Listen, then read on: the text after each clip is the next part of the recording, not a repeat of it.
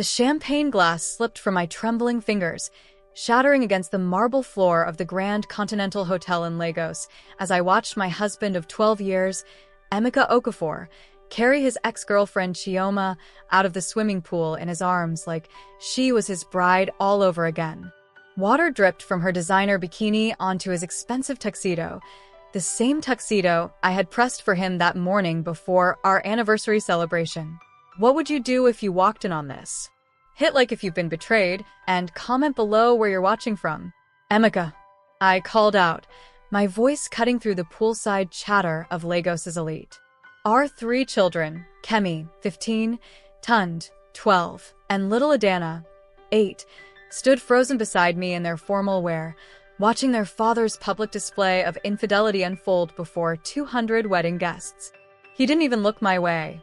His eyes were locked on Chioma's face as he whispered something that made her laugh, that same throaty laugh that had haunted our marriage for over a decade. The same laugh I'd heard echoing from our bedroom 3 months ago when I came home early from my teaching job at the international school. Mama, why is Daddy holding Ani Chioma like that? 8-year-old Adana tugged at my gold-embroidered Ankara dress, her innocent eyes wide with confusion. I couldn't answer. The words stuck in my throat like bitter cola nuts as I watched Emeka gently set Chioma down, his hands lingering on her waist longer than necessary. She pressed herself against him, her French manicured fingers tracing the wet fabric of his shirt. She can't even swim properly, I whispered to myself, remembering all the times Emeka had canceled family vacations, missed school plays, and abandoned birthday parties because Chioma had some emergency. Always an emergency that required his immediate rescue. The crowd began to murmur. Phones came out, recording the drama. I could already see tomorrow's headlines in the Lagos society papers. Prominent businessman Emeka Okafor saves former flame at anniversary party while wife watches. My sister Ngozi appeared at my side, her face flushed with anger. Adora, take the children and leave. Now. But I couldn't move. 12 years of marriage, 3 beautiful children, countless sacrifices to build his construction empire. And this is how it ends? At our anniversary party, no less, the same party where he was supposed to announce his bid for Lagos state governorship, Emeka finally looked up, his dark eyes meeting mine across the pool deck. For a moment, I saw a flicker of something, guilt perhaps? But then Chioma stumbled dramatically, clutching her ankle, and his attention snapped back to her like a magnet. My hero, she purred loud enough for everyone to hear, pressing a kiss to his cheek that left a perfect red lipstick mark. That's when I noticed it, the diamond bracelet on her wrist. The same one Emeka claimed he'd lost when our construction company faced financial difficulties last year. The same one I'd suggested selling to pay for Tund's private school fees. Daddy gave that to me for safekeeping. Chioma had lied smoothly when I confronted her months ago. But now, seeing it glittering on her wrist at our anniversary party, the truth hit me like a Lagos traffic jam at rush hour. The betrayal wasn't new. It was ongoing, calculated, and flaunted in my face. I straightened my shoulders and walked toward them, my Louboutin heels clicking against the wet tiles. The crowd parted like the Red Sea, whispers following in my wake. Emeka, I said again, this time with the authority of a woman who'd had enough. He turned, still holding Chioma steady, his expression shifting from guilt to defiance. Adora, this isn't what it looks like. Really? I gestured toward his soaked clothes, her clinging form, the bracelet that should have been in our safe. Because it looks like you're choosing her over your family. Again. Chioma smirked, her grip tightening on Emeka's arm. Some people are just naturally heroic, Adora. Not everyone can understand that. The crowd gasped at her boldness. My children moved closer to me, forming a protective semicircle around their mother. And some people, I replied, my voice carrying across the suddenly silent pool deck, are naturally manipulative. But that's about to change. I pulled out my phone and scrolled to a video I'd recorded 3 months ago. Emeka and Chioma in our bedroom, on our marital bed, discussing their plans to drain our joint business accounts and disappear to Dubai once his political campaign gained momentum. What are you doing? Emeka's face paled as he recognized the phone that had been hidden in our bedroom ceiling fan. Saving myself from drowning, I replied, my finger hovering over the send button to forward the video to every major news outlet in Lagos. Since you've made it clear you'll only save one woman in your life, and it's not your wife. The power in my voice surprised even me. 12 years of silent suffering had crystallized into something harder than diamonds, sharper than broken glass. But just as I was about to press send, a deep voice cut through the tension like thunder over Victoria Island. That won't be necessary, Mrs. Okafor. Everyone turned toward the hotel's main entrance, where a tall figure in an immaculate white agbada was walking toward us with the confidence of a man who owned half of Lagos, which, as it happened, he did. Olumide Adebayo, the billionaire oil tycoon, approached our domestic catastrophe with eyes that missed nothing and a smile that promised everything was about to change. Don't forget to like, subscribe, and turn on notifications for more gripping stories like this. What do you think happens next? Comment below. Mr. Adebayo, I stammered, quickly lowering my phone. What was Lagos's most powerful businessman doing at our anniversary party? We'd sent him an invitation out of courtesy. Everyone invited the Adebayo family to their social events, but we never expected him to actually show up. Olumide's presence seemed to shift the very air around the pool. At 6 feet 4 inches, with silver threading through his perfectly trimmed beard, he commanded attention without demanding it. His white agbada was hand-embroidered with gold thread, and his leather sandals probably cost more than our monthly mortgage.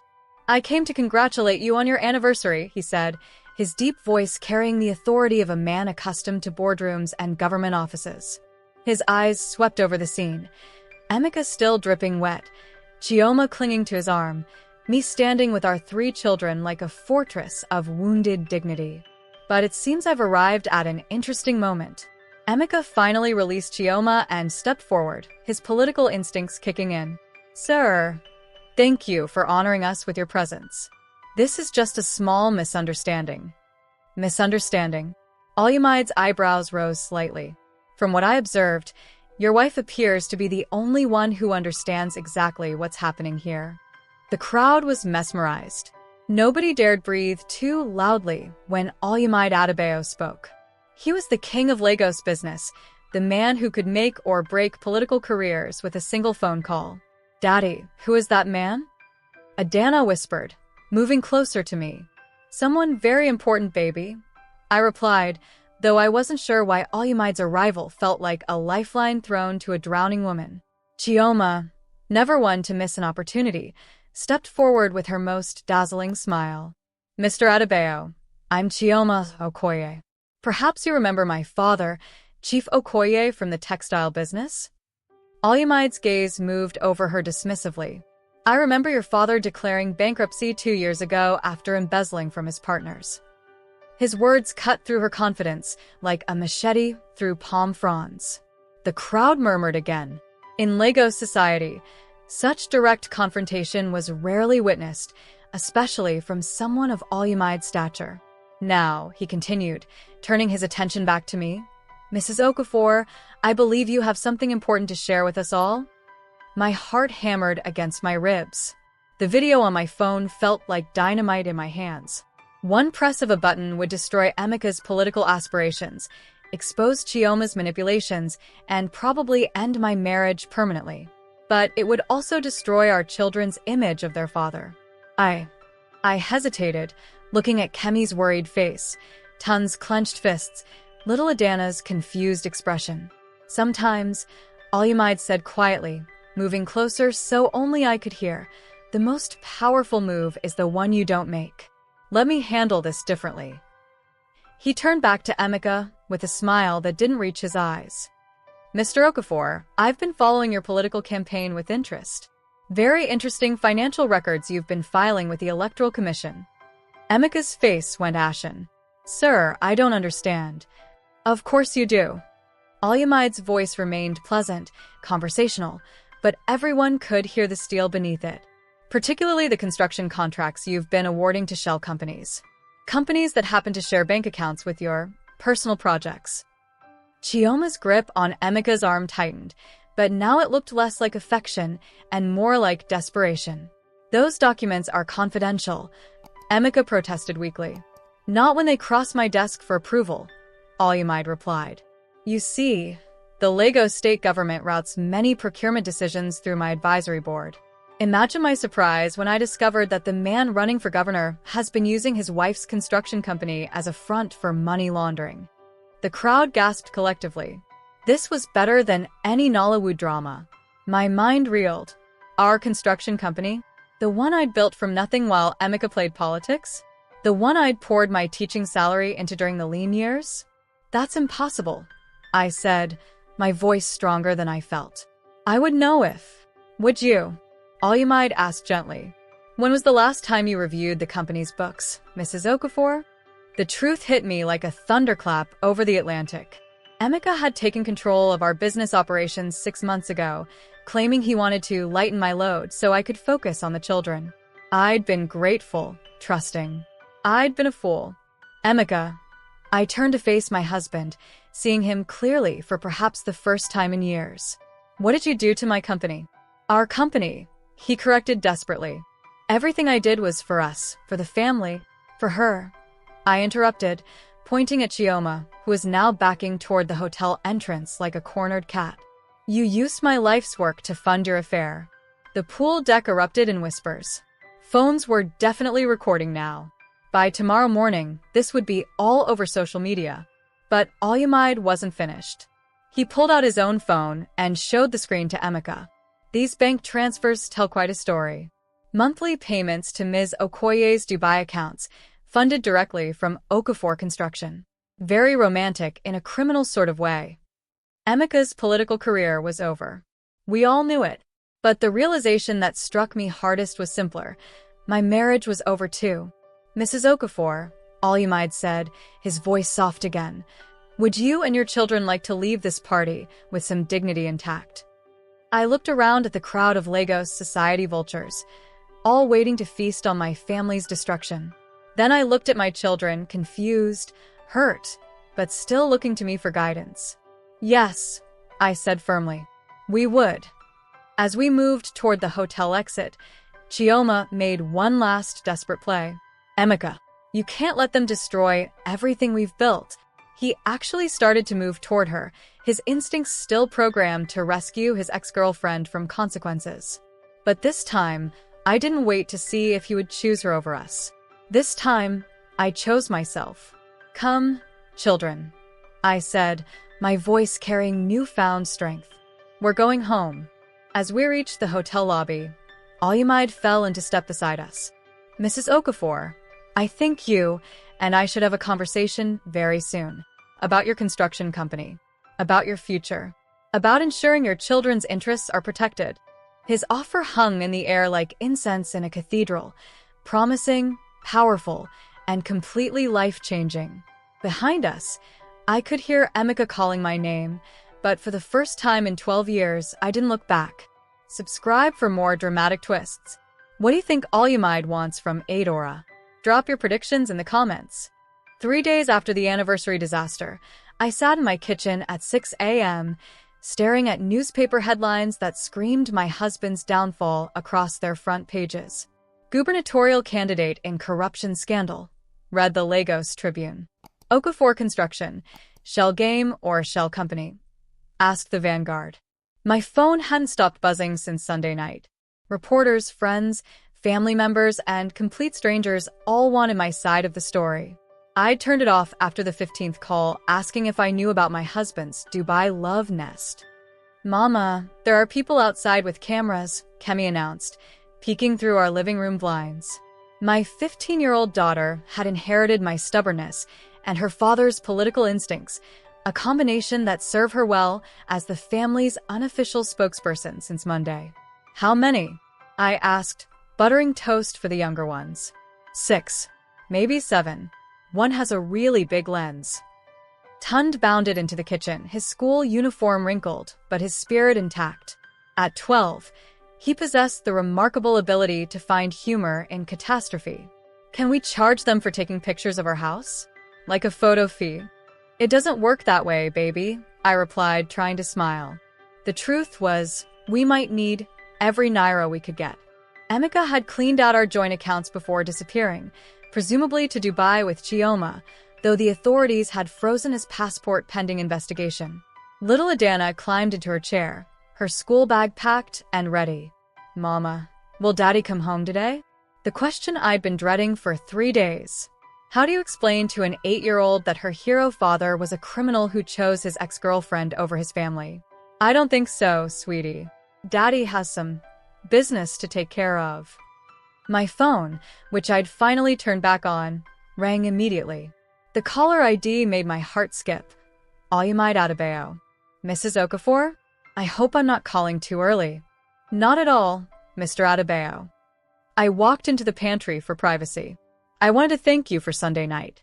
I don't know why you helped us, but I helped because you deserved better than public humiliation. His deep voice cut through my gratitude. And because I have a proposition for you. A proposition? Your construction company. Despite your husband's creative accounting, the core business is solid. You built something real, Mrs. Okafor. Something worth saving. I closed my eyes. Okafor Construction had been my dream since university, when I'd studied architecture and fallen in love with the idea of building homes that would shelter families for generations. Even after switching to teaching to support Emeka's early political ambitions, I'd never abandoned the company. The company is probably finished, I said. The scandal, the investigations. Only if you let it be. There was something in his tone that made me stand straighter. I'm offering to buy a controlling stake in your company. Clean slate, new management structure, your name on the masthead. My name? Adora Okafor Construction. Has a nice ring to it, doesn't it? My mind raced. Why would you want to invest in a scandal-ridden construction company? Because it's not scandal-ridden. Your husband is. There's a difference. His confidence was infectious. Besides, I've been looking for a reliable construction partner for my new hotel development project. 5 billion naira in contracts over the next 2 years. 5 billion naira. Enough to secure my children's futures, pay for university, build the life we deserved. What would you want in return? I asked, knowing there had to be a catch. Your expertise. Your commitment. And, he paused. Your presence at certain social functions. As my business partner, of course. Something in that pause made my cheeks warm, but I pushed the thought away. This was business. It had to be. I need time to think. Of course. But Mrs. Okafor? The reporters outside your house this morning? They'll be gone by evening. I've already had conversations with their editors. The casual way he mentioned controlling the Lagos media machine should have frightened me. Instead, it felt like protection. How do I know I can trust you? I asked. You don't, he replied honestly. But you know you can't trust your husband. Sometimes the devil you don't know is preferable to the devil who steals your life savings. After he hung up, I sat in the pantry for 10 minutes, absorbing the magnitude of what he was offering. A chance to rebuild. A chance to be more than just the cheated wife in Lagos's latest society scandal. Mama, Kemi called from the kitchen. There's a man at the door. My heart jumped. Had Emeka returned? But when I peered through the peephole, I saw a young man in a delivery uniform holding an envelope. The envelope contained keys to a black Range Rover parked in our driveway, along with a note in elegant handwriting. For school runs and grocery shopping. No child should miss school because of their father's mistakes. OA. Whose car is that? Tund pressed his face against the window. A friend's, I replied, though friend seemed an inadequate word for whatever Olumide Adebayo was becoming in our lives. As I drove the children to school in a vehicle worth more than our annual household income, I made my decision. Emeka had chosen his path when he chose Chioma over our family. Now it was time for me to choose mine. That evening, after the children were asleep, I called Olumide back. I accept your proposition, I said without preamble. Excellent. We'll meet tomorrow morning to discuss details. My office, 9 a.m. Mr. Adebayo? Why are you really doing this? Another pause, longer this time. When he spoke, his voice was quieter, more personal. Because 12 years ago, I was in a similar situation. My ex-wife chose her lover over our family. The difference was no one offered me a lifeline. I had to build my own. After hanging up, I realized I was smiling for the first time in 3 days. Not because a billionaire was solving my problems, but because for the first time in years, I was making my own choices. From upstairs, I heard Adana calling for water. As I climbed the stairs to tend to my daughter, my phone buzzed with a text from an unknown number. Enjoy your sugar daddy while it lasts. Some of us know exactly what you're worth. See. My blood turned to ice. Chioma was back in Lagos. And she wasn't finished with me yet. Comment your thoughts on the betrayal. Should Adora trust Olumide? Let me know what you think is coming next. Olumide Adebayo's office occupied the entire top floor of the tallest building in Victoria Island, with floor-to-ceiling windows that offered a commanding view of Lagos Harbor. I'd never been this high above the city I'd called home for 15 years, and the perspective was both exhilarating and terrifying. Mrs. Okafor, welcome. Olumide greeted me personally at the elevator doors, dressed in an impeccably tailored navy suit that probably cost more than my monthly salary. I trust the drive was comfortable? The Range Rover had indeed been comfortable, but I wasn't here to discuss vehicles. Chioma's threatening text had kept me awake all night, and I needed answers more than I needed pleasantries. Mr. Adebayo, I need to understand exactly what I'm walking into, I said as he led me through an office that looked like it belonged in a luxury hotel rather than a business building. He paused at a conference table laden with documents, architectural plans, and what appeared to be a legal contract thick enough to stop a bus. Straight to business. I admire that. My children's safety depends on it. I pulled out my phone and showed him Chioma's text. She's threatening me, and I need to know if your business proposition will make things better or worse. Olumide's expression darkened as he read the message. May I? He took my phone and forwarded the text to his own device, then made a quick call. Marcus, I need a security detail for Mrs. Adora Okafor and her 3 children. Immediately. And I want to know everything about Chioma Okoye's movements since Sunday night. Security detail? I sank into one of the leather chairs, suddenly understanding that this was bigger than a business deal. Mr. Adebayo, what exactly is happening here? He sat across from me, his dark eyes serious. What's happening is that you've become a threat to some very dangerous people. Your husband wasn't just stealing from your construction company. He was laundering money for a drug cartel that operates between Lagos and Dubai. The room seemed to tilt. That's impossible. Emeka might be a cheater, but he's not a criminal. Mrs. Okafor, your husband facilitated the construction of 3 warehouse facilities that have been used to smuggle cocaine into Nigeria. The contracts were signed with your company's seal. He slid a folder across the table. Inside were photographs of warehouses I recognized, projects I'd been proud of, thinking they would store legitimate goods for export businesses. I never signed these contracts, I whispered, looking at documents bearing a signature that looked like mine but wasn't quite right. Your husband forged your signature. But legally, as the company's co-owner, you're liable for every transaction. My hands shook as I flipped through evidence of crimes I didn't commit, contracts I'd never seen, bank transfers that could send me to prison for 20 years. Unless, Olumide continued, you cooperate with the federal investigation and help us trace the money trail. You're working with the government? The Economic and Financial Crimes Commission asked for my assistance 6 months ago. Your husband got sloppy when he started diverting cartel money to fund his relationship with Ms. Okoye. The pieces clicked into place with horrifying clarity. That's why you came to the anniversary party. You were watching him. I was watching all of you. His admission should have felt like a violation, but instead, it felt like protection. What I didn't expect was to find a woman who clearly had no idea what her husband was doing. And what I definitely didn't expect was to be impressed by your dignity under pressure. Heat crept up my neck at the compliment, but I forced myself to focus on the crisis at hand.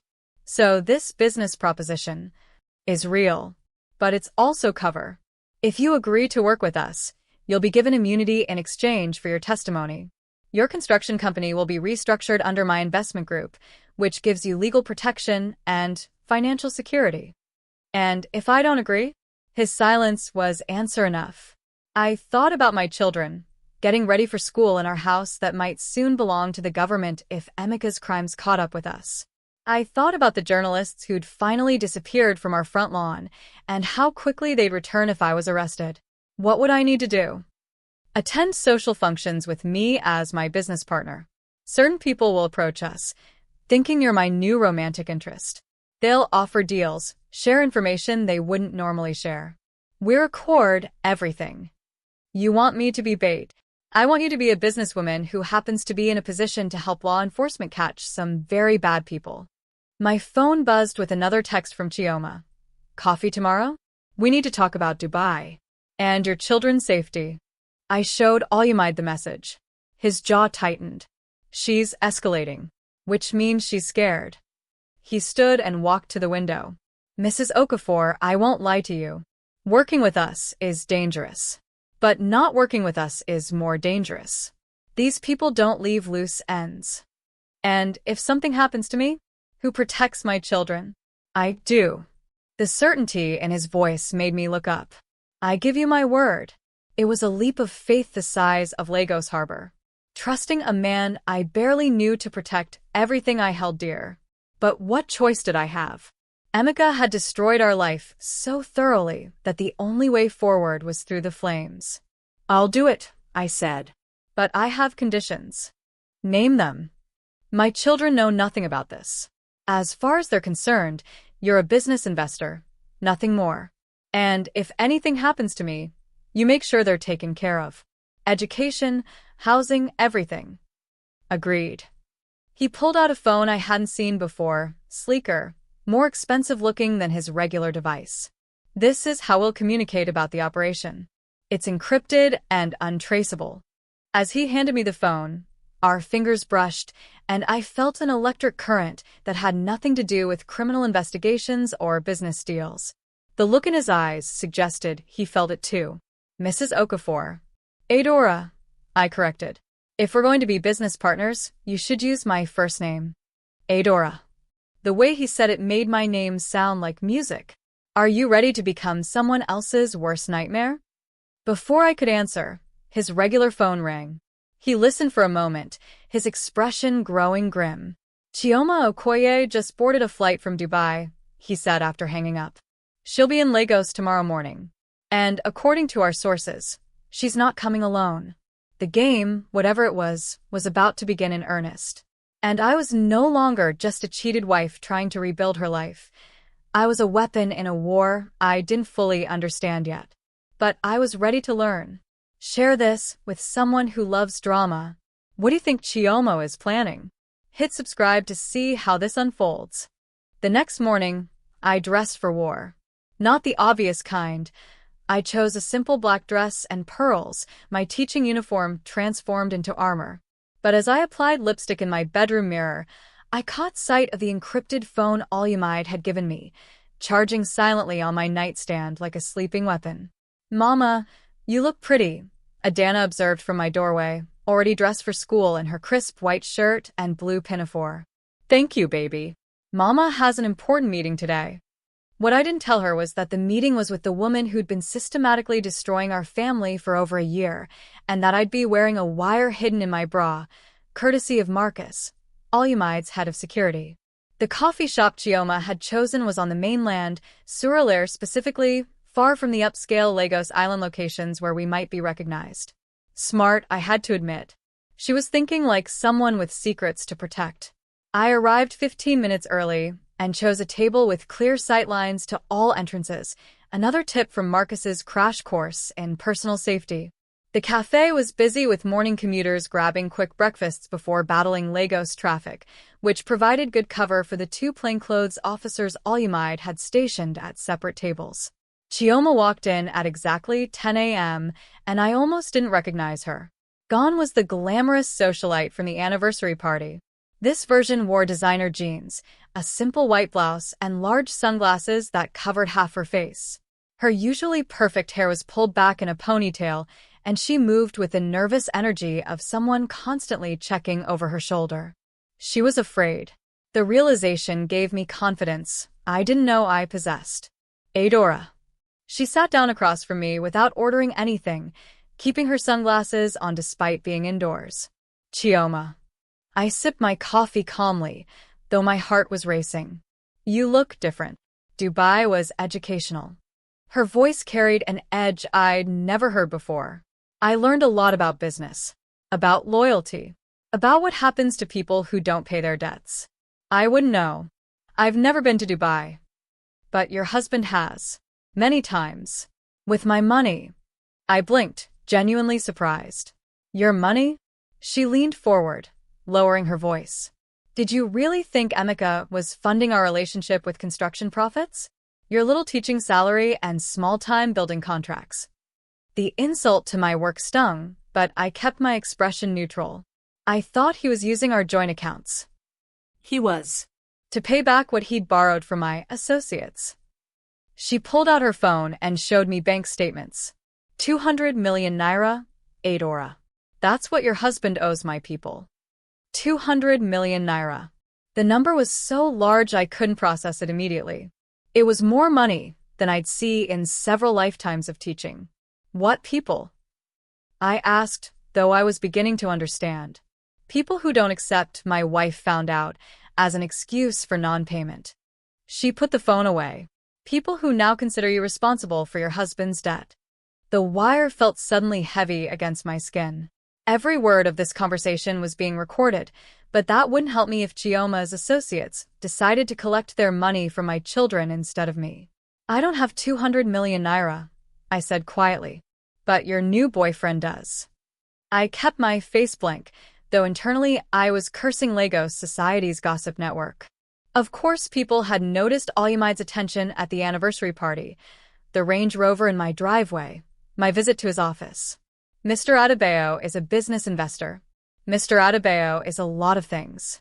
Chioma's smile was sharp as broken glass. Rich enough to pay your husband's debts. Powerful enough to protect you and your children. And smart enough to know that getting involved with you is dangerous. Is that a threat? It's reality. My associates are arriving in Lagos today. They want their money, and they don't care who pays it. I set down my coffee cup carefully, buying time to think. This was bigger than infidelity or even corporate fraud. This was about survival. What do you want from me, Chioma? I want you to convince your billionaire boyfriend to pay Emeka's debt. In exchange, everyone walks away quietly. No investigations, no arrests, no accidents. The implications hung in the air like smoke from a burning building. Pay the money and become complicit in money laundering. Refuse and risk my children's safety. And if I can't convince him, then you'll discover why your husband was so eager to keep me happy all these years. It wasn't love, Adora. It was fear. She stood to leave, then paused. You have 48 hours. My people aren't patient, and they don't make the same mistake twice. What mistake? Trusting that Emeka would handle this quietly. Her smile was predatory. He tried to run. They found him yesterday in a Dubai hotel room. My blood froze. Is he alive? For now. But that depends entirely on whether his loving wife can raise 200 million naira in the next 2 days.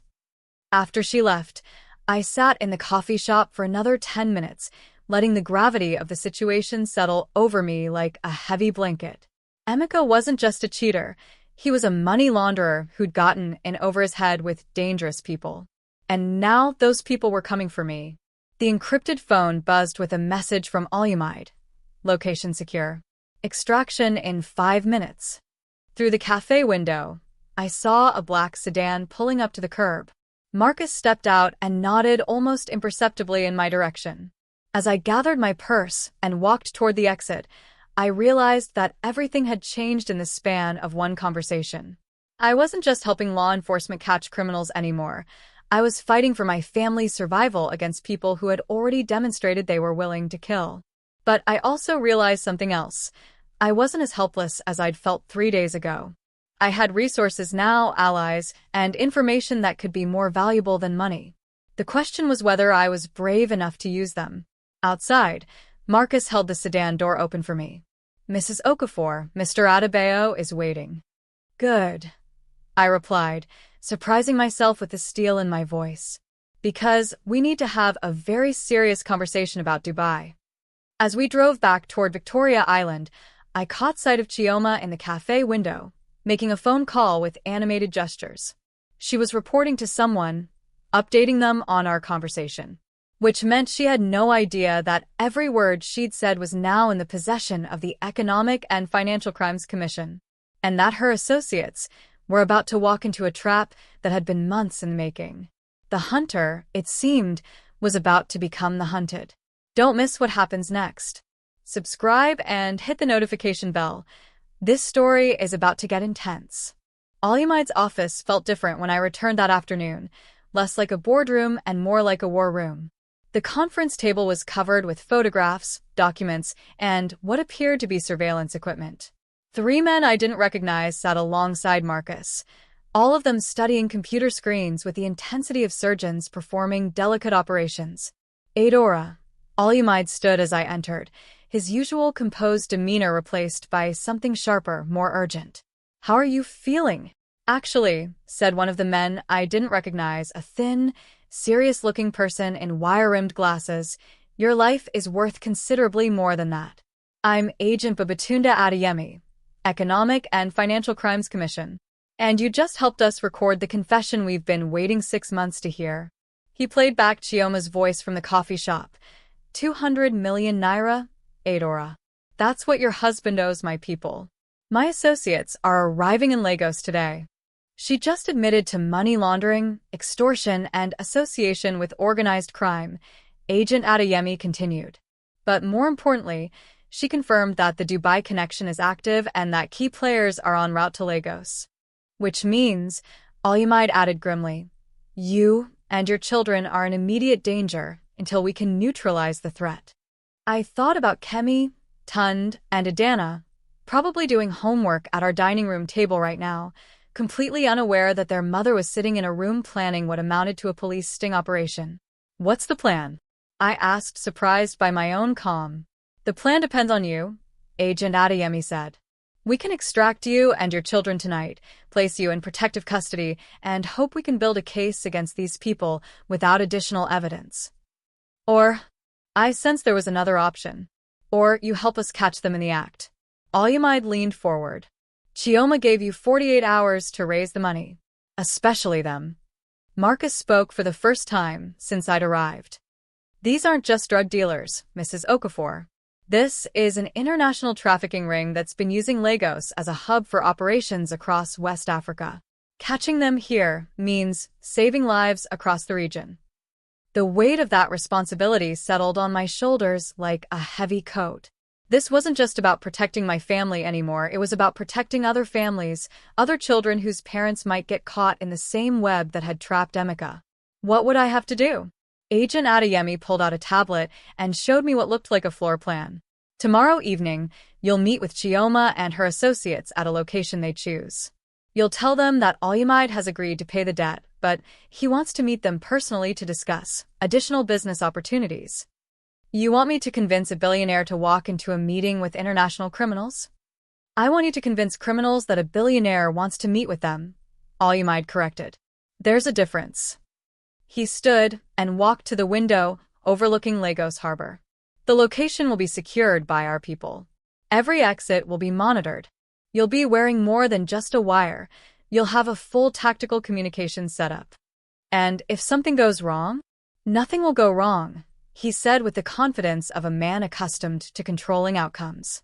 But if it did, you'd have a dozen armed professionals between you and any threat. I looked around the room at the faces of people who were asking me to trust them with everything I held dear. Agent Adeyemi, whose wire-rimmed glasses made him look like an accountant, but whose eyes held the hardness of someone who'd seen the worst of human nature. Marcus, whose military bearing suggested he could handle any physical threat. And Olymide, whose wealth and power had already begun reshaping my life in ways I couldn't have imagined a week ago. There's something else, I said, remembering Chioma's final revelation. She said they found Emeka in Dubai. That he's alive but in danger. The room went quiet. Mrs. Okafor, Agent Adeyemi said carefully, Your husband's safety depends on the success of this operation. If we can arrest the leadership of this trafficking ring, we can negotiate his release as part of a broader cooperation agreement. So, Emika's life hung in the balance too. The man who'd betrayed me, stolen from me, and abandoned our children was now depending on me to save him. The irony wasn't lost on me. "I need to call my children," I said finally. "I need to arrange for them to stay somewhere safe during the operation." "Already handled," Alumide replied. "My sister Folake has invited them for a sleepover at her house in Ikoyi tomorrow night. Her children are similar ages, and the house has excellent security." "You've been planning this for a while." "I've been planning for multiple contingencies since you walked into my office yesterday morning." He returned to his seat.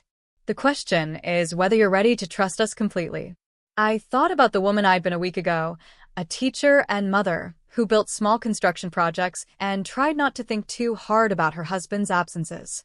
That woman would have been terrified by what was being asked of her now. But that woman's husband had also just been kidnapped by international criminals, and her children's safety was threatened by people who saw violence as a business tool. "I'm ready," I said. "But I have one condition." "Name it." "After this is over, I want my construction company back. Not as a front for your operations, not as a subsidiary of your business empire. Mine. With my name on it and my decisions driving it." Alumide smiled, the first genuine smile I'd seen from him all day. "Adora Okafor, you continue to surprise me. Is that a yes?" "It's a promise." Agent Adeyemi was already typing on his tablet. "We'll need you to call Chioma tonight.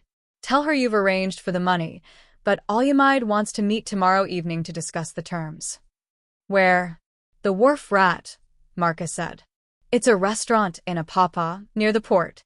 Multiple exits, good sight lines, and we can control access without it seeming suspicious." "A restaurant?" "We were going to arrest international criminals over dinner and drinks." "One more thing," I said as they began packing up their equipment. "After tomorrow night, what happens to me? Do I go back to teaching? Pretend none of this ever happened." Alumide paused in gathering his papers. "What do you want to happen?" The question hung in the air between us, loaded with possibilities that had nothing to do with criminal investigations and everything to do with the way he looked at me in the coffee shop, the way my pulse quickened when he said my name. "I want to build something," I said finally. "Something bigger than what I had before. Something that matters." "Then that's what we'll do," he replied. Together. As I left his office that evening, the encrypted phone buzzed with instructions for the next day's operation. But what stayed with me wasn't the tactical details or security protocols. It was the realization that somewhere between catching my husband with his ex-girlfriend and planning a sting operation against international criminals, I'd stopped being a victim and started being a force to be reckoned with. Tomorrow night would prove whether I was as strong as I felt, or whether I was walking into the biggest mistake of my life. Comment below. Do you think Adora should trust Alumide completely? What would you do in her situation? The Wharf Rat restaurant buzzed with typical Lagos evening energy. Businessmen closing deals over pepper soup, couples sharing platters of grilled fish, and the usual mix of locals and expatriates that made Apapa's waterfront district feel cosmopolitan despite its industrial surroundings. To anyone watching, it looked like just another Thursday night in Lagos. But I could spot at least 6 people who didn't belong to the usual crowd. They sat at separate tables, nursing drinks they barely touched, their eyes constantly scanning the room with professional awareness. Alumide's people, ready to move if things went sideways. I arrived at 7:30, exactly as planned, wearing a navy blue dress that concealed the full tactical communications setup Agent Adeyemi had insisted upon. Not just a wire this time, but a complete system that would allow the team to track my location and vital signs in real time. "You look beautiful," Alumide said as I approached our table by the window overlooking Lagos Harbor. He stood to pull out my chair, every inch the successful businessman entertaining a potential partner. But when his hand briefly touched my shoulder as I sat down, I felt the tension in his muscles. He was as nervous as I was, though he hid it better. "Are they here yet?" I asked, accepting the glass of wine he'd already ordered for me. As they settled around our table, I marveled at Olyamide's composure. If I didn't know better, I'd believe he really was here to discuss business with these people. Your lady friend explained the situation, Kalu continued, gesturing toward me with casual dismissal. Her husband borrowed money for business purposes and then disappeared when repayment became due. Moving merchandise from point A to point B, very legitimate business. Of course, Olyamide said. I assume we're talking about import-export operations? Nigeria has excellent trade relationships throughout the region. Kalu studied Olyamide carefully, clearly trying to determine how much he knew versus how much he was pretending not to know. Mr. Adebayo, you are a successful businessman. You understand that certain commodities require discreet handling. 3 weeks ago, your husband contacted the Economic and Financial Crimes Commission, Chioma said, watching my face carefully. He offered to provide information about our operations in exchange for immunity. The restaurant seemed to tilt around me. Emeka had tried to save himself by betraying these people, which meant he'd known all along exactly what kind of business he was involved in. Unfortunately, Kalu continued, Mr. Okafor's approach to law enforcement was discovered before he could provide any useful information. He has been relocated until the situation can be resolved. Relocated where? I asked, though I suspected I already knew the answer. Somewhere safe, the third man said, where he can contemplate the importance of keeping business secrets confidential. Olyamide leaned forward slightly. Gentlemen, I appreciate the complexity of your situation, but I'm a businessman, not a miracle worker. 200 million naira is a significant sum, even for someone in my position. Which is why, Kalu smiled again, we're prepared to offer you an opportunity to recoup your investment, and perhaps earn considerably more. Here it comes, I thought. The real reason for this meeting wasn't just collecting Emeka's debt, it was recruiting Olyamide into their operation. I'm listening, Olyamide replied. Nigeria's ports handle billions of dollars in cargo every year, Kalu began, pulling out his phone and showing us what appeared to be shipping manifests. But customs inspections are inconsistent. A man with your connections could ensure that certain containers pass through with minimal scrutiny. For a percentage of the profits, naturally, added the second man. Naturally, Olyamide agreed. What percentage are we discussing? As they began negotiating the details of corruption and smuggling, I realized that our sting operation was capturing more than just evidence of money laundering. We were documenting the recruitment of new partners, the corruption of port officials, and the systematic circumvention of Nigeria's customs enforcement. But I also realized that these people were far more dangerous than I'd imagined. They hadn't just kidnapped Emeka, they'd been monitoring him for weeks, tracking his movements, intercepting his communications with law enforcement. Which raised a terrifying question. Did they know about our operation too? There is one small matter, Chioma said, as if reading my thoughts. She pulled out her own phone and showed us a photograph that made my heart stop. It was a picture of Kemi, Tund, and little Adana walking into Folake's house in Ikoyi, taken less than 2 hours ago. Beautiful children, she continued conversationally. It would be tragic if their mother's business decisions put them in danger. The threat was clear, immediate, and targeted at the one thing that could make me abandon any plan, any operation, any hope of justice. But instead of panic, I felt something else rising in my chest, pure, molten rage. These people had destroyed my marriage, threatened my family, and now they were using my children as leverage in their criminal enterprise. They had made a critical error. They had underestimated what a mother would do to protect her cubs. Mr. Kalu, I said, my voice steady as a foundation stone, I think you should know something about the woman you're threatening. Olyamide shot me a warning look, but I ignored it. The time for pretense was over. I built my construction company from nothing while raising 3 children and supporting a husband who was lying to me about everything. I survived discovering that my marriage was a fraud, that my business was being used for money laundering, and that the man I trusted with my life had put my children in danger. I stood up, feeling the weight of every person in the restaurant watching our table. So, if you think showing me pictures of my children is going to make me cooperate with you, you've made a serious miscalculation. Kalu's hand moved toward his jacket, but before he could reach whatever weapon he kept there, the restaurant exploded into coordinated chaos. "YFCC. Nobody move." Agent Adeyemi's voice cut through the dining room as armed officers emerged from behind columns, kitchen doors, and what had appeared to be other diners' tables. In less than 30 seconds, every exit was blocked, every criminal was surrounded, and every weapon was trained on our table. Chioma's face went white as she realized she'd walked into a trap 6 months in the making. But Kalu smiled. "Very impressive, Mrs. Okafor," he said calmly, even as officers moved to restrain him. "But you should know that your husband's safety depends on my freedom. And my associates in Dubai are not as patient as I am." As they led him away in handcuffs, he called over his shoulder. 48 hours, Mrs. Okafor. That was the deadline. It expires tomorrow night. The message was clear. Even from jail, they could still reach Emeka. Still reach my children. The operation had been a success. But the war was far from over. Subscribe and share. This story is reaching its climax. What do you think happens to Emeka? Will Adaora's children be safe? The FCC headquarters in Ikoyi buzzed with controlled excitement at midnight. 3 major arrests, enough evidence to dismantle a trafficking network that had operated across West Africa for over 2 years, and the cooperation of key witnesses who could testify about corruption in Nigeria's port system. But as I sat in Agent Adeyemi's office, watching him coordinate with Interpol and Dubai authorities, all I could think about was Kalu's final threat. 48 hours. The deadline was now less than 24 hours away. The Dubai police raided the hotel where they were holding your husband, Agent Adeyemi said, hanging up his secure phone.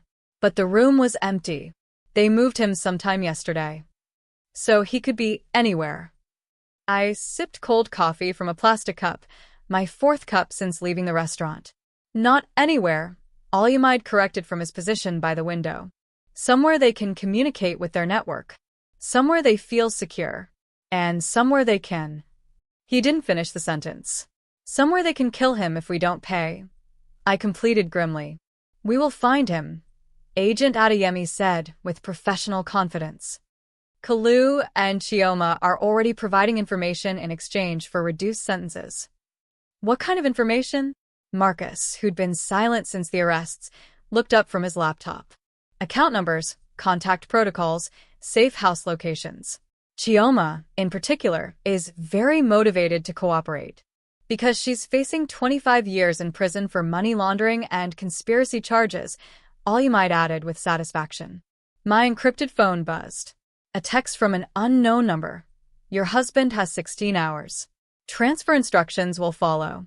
Any police involvement will result in immediate consequences. I showed the message to Agent Adeyemi. They're moving faster than expected. Because they know their Lagos operation is compromised, he replied. But Mrs. Okafor, we cannot and will not pay ransom to international criminals. Even if it saves an innocent man's life? Your husband is not innocent, Alyamide said quietly. He knowingly participated in money laundering for over a year. He helped facilitate drug trafficking operations that have killed thousands of people across Africa. The words stung because they were true. But Emeka was still the father of my children, still the man I'd loved for 12 years before discovering his betrayals. There might be another way, Marcus said, still focused on his computer screen. The information Chioma provided includes communication protocols for their Dubai operations. If we can trace the source of that text message, you can find where they're holding him, I finished. Possibly. But it would require you to respond to their message, to engage in back-and-forth communication that could give us time to triangulate their location. Agent Adeyemi frowned. That's extremely risky. If they suspect we're tracking them, they'll kill him immediately, Alyamide said. But if we do nothing, they'll kill him anyway once the deadline passes. The choice was mine. Engage with Emeka's kidnappers, potentially saving his life, but risking exposure of our investigation. Or let the deadline pass and hope that Dubai authorities could find him through conventional means. I thought about my children, asleep at Full Lake's house, probably dreaming normal childhood dreams instead of nightmares about international criminals and kidnapped fathers. They deserve to have their father come home alive, even if he'd never again be the hero they'd believed him to be. What would I need to do? I asked. Marcus pulled up a communication interface on his laptop. We respond to their message, but we ask questions that require detailed answers. Location logistics, timing, security protocols. Each response gives us more data to work with. And if they get suspicious, then we abort and hope for the best, Agent Adeyemi said grimly. I took a deep breath and began typing. I need proof that Emeka is alive before any transfer. Recent photo with today's newspaper. Also need logistics, where, when, how much security you'll have present. The response came within minutes. Proof in 1 hour. Transfer location will be Lagos Harbor, Pier 7, tomorrow 6 p.m. Come alone or husband dies. Lagos Harbor. Less than 2 miles from where we sat. They're bringing him back to Nigeria, I realized. Or they want us to think they are, Olumide replied. Transfer 200 million naira to account details that follow, or your children receive similar photos of their father tomorrow evening. The threat against my children was clear and immediate. These people had been watching us, learning our routines, identifying our vulnerabilities. We need to accelerate the timeline, I said. Mrs. Okafor, Agent Adeyemi began, I cannot authorize. You're not authorizing anything, I interrupted. I'm making a personal decision to save my husband's life and protect my children's safety. I pulled out my checkbook, yes, I still use checks for large transactions, and began writing. Mr. Adebayo, I need to borrow 200 million naira. Olumide stared at me. Adora, you can't be serious. Consider this an advance against future profits.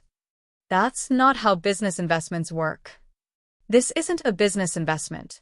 I finished writing the check and handed it to him. This is a loan from someone I trust to someone who needs help protecting her family. The room fell silent as Olumide looked at the check, at me, at the evidence of international criminal activity scattered across Agent Adeyemi's desk.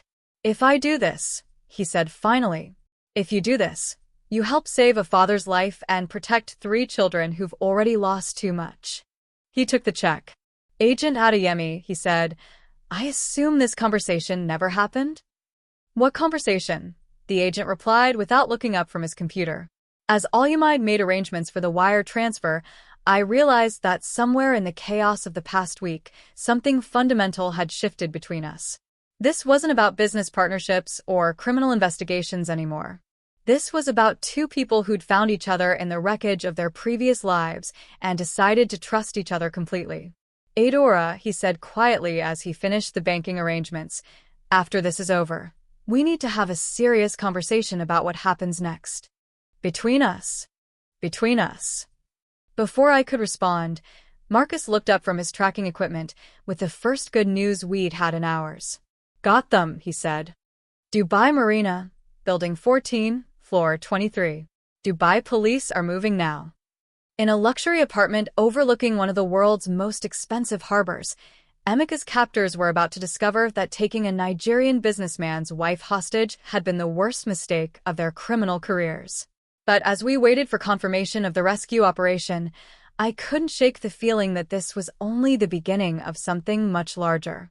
Something that would change not just my life, but the lives of my children, my community, and possibly the entire landscape of how international crime operated in West Africa. The woman who'd walked into that anniversary party a week ago no longer existed. The woman who'd emerged from this crisis was someone entirely new. Someone dangerous. Someone who was just getting started. Turn on notifications. The next chapter reveals whether Emeka survives and what Adora decides about her future with Olumide. The call came at 4:47 a.m. Mrs. Okafor, this is Inspector Hassan with Dubai Police. Your husband is safe. He's being treated at Dubai Hospital for dehydration and minor injuries, but his condition is stable. I collapsed into the chair beside Agent Adeyemi's desk, relief flooding through me like warm water after a cold night. Across the room, Olumide ended his own phone call with Dubai authorities and nodded confirmation. They got all of them, he said. The entire Dubai cell, 7 arrests, including 2 people on Interpol's most wanted list. And the money? I asked, though it seemed less important now that Emeka was alive. Frozen in escrow pending the investigation. You'll get it back once the legal proceedings are complete. Agent Adeyemi stretched and rubbed his eyes. Mrs. Okafor, you should know that your husband's cooperation has been invaluable. The information he provided during captivity has helped us identify trafficking routes across 6 African countries. He was gathering intelligence while they held him? According to Inspector Hassan, your husband documented everything he observed: locations, procedures, names, financial structures. He turned his kidnapping into an intelligence-gathering operation. For the first time in months, I felt a flicker of pride for the man I'd married. Even after betraying our family, even while facing death, Emeka had found a way to fight back against the people who'd corrupted him. When will he be released? Dubai authorities want to hold him for another week while they process his testimony. Mrs. Okafor, Alumide said, you should go home. Get some sleep. Check on your children. I looked around the FCC office, which had been my world for the past 18 hours. Computer screens still displayed evidence from our investigation. Phones were still ringing with updates from international law enforcement, and people were still working to dismantle a criminal network that had operated across 2 continents. But suddenly, all I wanted was to hug my children and sleep in my own bed. Marcus will drive you, Alumide continued. I have a few more details to handle with Agent Adeyemi, but I'll call you later today. As we walked toward the elevator, if I may say so, you handled yourself remarkably well this week. I didn't feel remarkable. I felt terrified most of the time. Courage isn't the absence of fear. It's doing what needs to be done despite the fear. The drive through early morning Lagos was quiet, the usual chaos of traffic replaced by the peaceful emptiness of a city not yet fully awake. Street vendors were setting up their stalls, early commuters were waiting at bus stops, and the sun was beginning to paint the sky in shades of gold and orange. Normal life.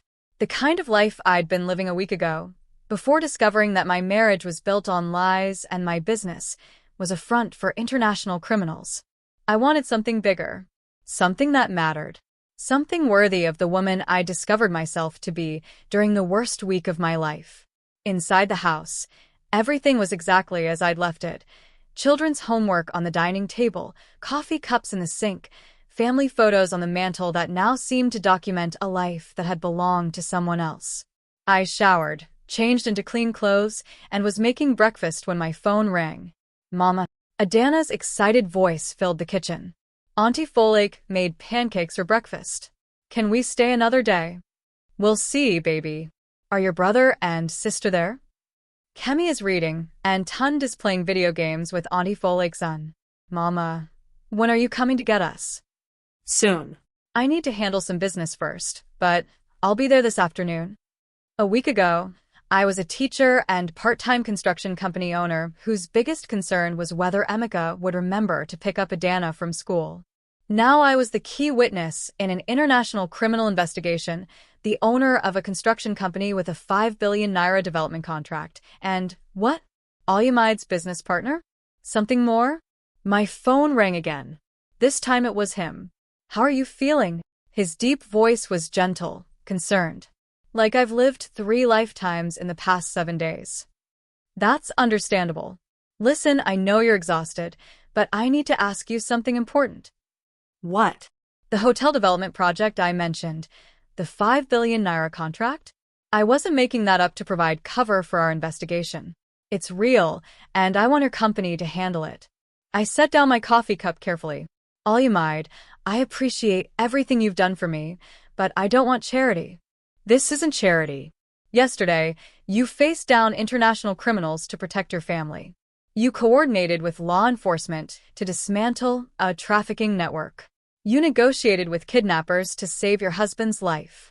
His voice grew warmer. Adora, you've proven you can handle pressure that would break most people. Why would I want anyone else managing my most important development project? Because I'm a small-time construction company owner who builds schools and residential complexes, not luxury hotels. Because you're a woman who gets things done, no matter how difficult the circumstances. The confidence in his voice made something flutter in my chest that had nothing to do with business contracts and everything to do with the way he'd stood by me during the darkest week of my life. There's something else, he continued. Last night, when you asked me to lend you 200 million naira to save your husband, you could have asked me to pay it as a gift. You could have let me handle the entire situation. But you insisted on making it alone, on maintaining your independence even while accepting my help. That's important to me. I know. And it's one of the reasons I'm falling in love with you. The words hung in the air between us like morning mist over Lagos harbor. Beautiful, unexpected, and completely transformative. Olyamide. I began, but didn't know how to finish. You don't have to say anything now, he said gently. Your marriage isn't officially over. Your husband is still recovering in Dubai, and your children need time to adjust to everything that's happened. But I wanted you to know how I feel. After he hung up, I sat in my kitchen for a long time, watching the sun rise higher over Lagos and thinking about the woman I'd been, the woman I was becoming, and the woman I might choose to be. When Emeka came home, we would have to figure out how to co-parent our children while living separate lives. We would have to explain to Kemi, Tund, and Adana that their parents' marriage was ending, but that both of us loved them and would always be their family. It would be difficult. It would be painful, but it would also be honest. And for the first time in years, I was ready to live an honest life. My phone buzzed with a text from an unknown number. Saw the news about the arrests. Congratulations on taking down some very bad people. Your country owes you a debt of gratitude. A friend at the embassy. I smiled, realizing that the story of this week would probably become part of Lagos legend, the teacher who brought down an international crime ring to save her family. But that wasn't how I wanted to be remembered. I wanted to be remembered as the woman who built something beautiful from the ashes of betrayal. The woman who chose love over fear. The woman who is just getting started. What do you think Adora will choose? Love or independence? Comment your thoughts below. The call came at 4:47 a.m. Mrs. Okafor, this is Inspector Hassan with Dubai Police. Your husband is safe. He's being treated at Dubai Hospital for dehydration and minor injuries, but his condition is stable. I collapsed into the chair beside Agent Adeyemi's desk, relief flooding through me like warm water after a cold night. Across the room, Olyamide ended his own phone call with Dubai authorities and nodded confirmation. They got all of them, he said. The entire Dubai cell, 7 arrests, including 2 people on Interpol's most wanted list. And the money? I asked, though it seemed less important now that Emeka was alive. Frozen in escrow pending the investigation. You'll get it back once the legal proceedings are complete. Agent Adeyemi stretched and rubbed his eyes. Mrs. Okafor, you should know that your husband's cooperation has been invaluable. The information he provided during captivity has helped us identify trafficking routes across 6 African countries. He was gathering intelligence while they held him? According to Inspector Hassan, your husband documented everything he observed, locations, procedures, names, financial structures. He turned his kidnapping into an intelligence-gathering operation. For the first time in months, I felt a flicker of pride for the man I'd married. Even after betraying our family, even while facing death, Emeka had found a way to fight back against the people who'd corrupted him. When will he be released? Dubai authorities want to hold him for another week while they process his testimony, but then he'll be free to return to Nigeria. Agent Adeyemi paused. Of course, he'll still face charges here for money laundering and conspiracy. What kind of charges? With full cooperation and considering his recent intelligence work? Probably 2 years, suspended sentence, heavy fines, and permanent exclusion from government contracting. His political career was finished, but at least he'd come home to his children. Mrs. Okafor, Olyamide said, you should go home. Get some sleep. Check on your children. I looked around the EFCC office, which had been my world for the past 18 hours. Computer screens still displayed evidence from our investigation, phones were still ringing with updates from international law enforcement, and people were still working to dismantle a criminal network that had operated across 2 continents. But suddenly, all I wanted was to hug my children and sleep in my own bed. As we walked toward the elevator, I realized that this was the first time in a week that I'd be alone with my thoughts, without crisis or conspiracy demanding immediate attention. Mrs. Okafor, Marcus said as we descended toward the parking garage. "If I may say so, you handled yourself remarkably well this week." I didn't feel remarkable. I felt terrified most of the time. The drive through early morning Lagos was quiet, the usual chaos of traffic replaced by the peaceful emptiness of a city not yet fully awake. Street vendors were setting up their stalls, early commuters were waiting at bus stops, and the sun was beginning to paint the sky in shades of gold and orange. After hanging up, I sat at my kitchen table with fresh coffee and tried to process everything that had happened. A week ago, I was a teacher and part-time construction company owner whose biggest concern was whether Emeka would remember to pick up Adana from school. Now I was the key witness in an international criminal investigation, the owner of a construction company with a 5 billion naira development contract, and, what? Olumide's business partner? Something more? My phone rang again. This time it was him. "How are you feeling?" His deep voice was gentle, concerned. "Like I've lived 3 lifetimes in the past 7 days." "That's understandable. Listen, I know you're exhausted, but I need to ask you something important." "What?" "The hotel development project I mentioned. The 5 billion naira contract? I wasn't making that up to provide cover for our investigation. It's real, and I want your company to handle it." I set down my coffee cup carefully. "Olumide, I appreciate everything you've done for me, but I don't want charity." "This isn't charity.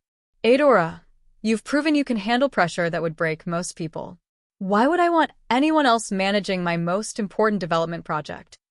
"Because I'm a small-time construction company owner who builds schools and residential complexes, not luxury hotels. Because you're a woman who gets things done, no matter how difficult the circumstances." The confidence in his voice made something flutter in my chest that had nothing to do with business contracts and everything to do with the way he'd stood by me during the darkest week of my life. "There's something else," he continued. "Last night, when you asked me to lend you 200 million naira to save your husband, you could have asked me to pay it as a gift. You could have let me handle the entire situation. But you insisted on making it alone, on maintaining your independence even while accepting my help. That's important to me. I know. And it's one of the reasons I'm falling in love with you." The words hung in the air between us like morning mist over Lagos harbor. Beautiful, unexpected, and completely transformative. "Olumide," I began, but didn't know how to finish. "You don't have to say anything now," he said gently. "Your marriage isn't officially over. Your husband is still recovering in Dubai, and your children need time to adjust to everything that's happened. But I wanted you to know how I feel." After he hung up, I sat in my kitchen for a long time, watching the sun rise higher over Lagos and thinking about the woman I'd been, the woman I was becoming, and the woman I might choose to be. When Emeka came home, we would have to figure out how to co-parent our children while living separate lives. We would have to explain to Kemi, Tund, and Adana that their parents' marriage was ending, but that both of us loved them and would always be their family. It would be difficult. It would be painful. But it would also be honest. And for the first time in years, I was ready to live an honest life. My phone buzzed with a text from an unknown number. Saw the news about the arrests. "Congratulations on taking down some very bad people. Your country owes you a debt of gratitude. A friend at the embassy."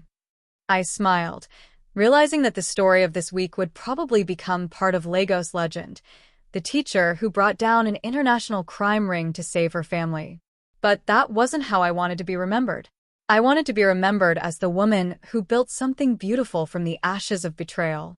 The woman who chose love over fear. The woman who was just getting started. What do you think Adora will choose? Love or independence? Comment your thoughts below. Thank you for joining me for this incredible journey of betrayal, resilience, and redemption.